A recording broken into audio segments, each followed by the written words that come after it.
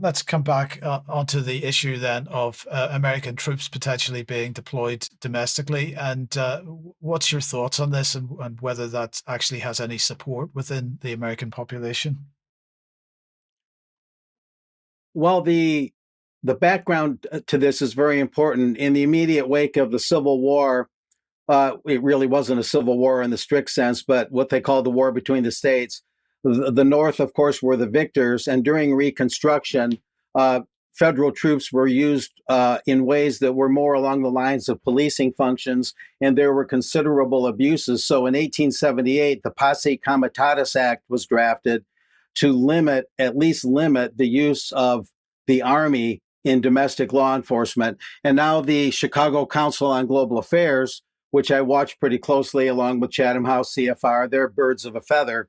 They came out with a September 4 survey here that we can show that on the screen. Americans oppose, overall, they're saying, domestic use of U.S. troops. And we can go on from there and show the subsequent slides. They're very brief. These are some recent headlines I showed last week when I touched on this issue.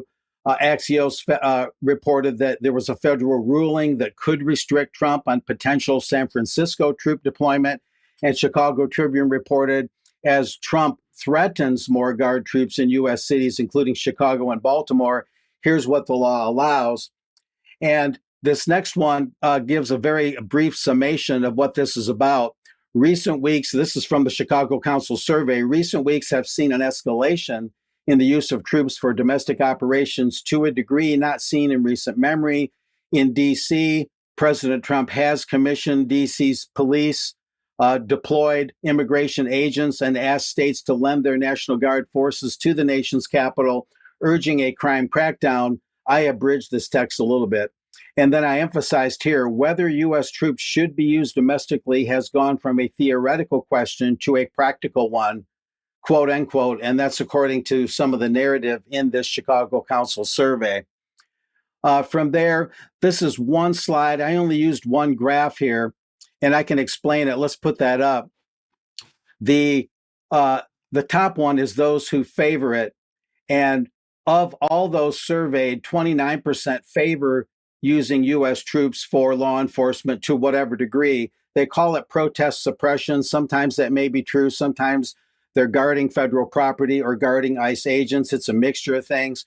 But of those that favor the use of troops in this way, 52% were Republicans. That's the long red line on top. 17% Democrats and 23% independents. Those who oppose it were 70%, 70% of those surveyed. And of those 70%, 47% Republicans, 83% Democrats, and 76% independents. Interestingly enough, among those that favor or oppose these troop deployments, the Republican reading is close to equal on both sides. In other words, almost half the Republicans oppose and half support this use of troops. I'll mention that yesterday I managed to get together with a friend that worked on the border to protect private ranchers' land from illegal immigration, from illegal border crossings out near Eagle Pass, Texas, on the other side of Laredo from where I'm at. And I asked him about this, and he felt that the troop deployments, though he hopes they don't last long, were necessary to protect mainly federal property and protect ICE agents from violence, although he had some questions maybe about protest suppression, things like that. The conversation kind of ended there. He used to help apprehend illegal crossings when he worked for these private ranchers. That's what he was hired to do 2 or 3 years ago. So he has a pretty unique view on this. He actually was in the Rio Grande River itself, getting wet and getting very directly involved in this. And one other thing I'll mention is he said that a lot of Texas Governor Greg Abbott's efforts to quell illegal crossings were largely greatly exaggerated, and actually under the guise of being a strong border enforcement governor, what Abbott was actually doing was allowing more illegals in. Therefore, the numbers got tremendously high in terms of how many illegals are in the states.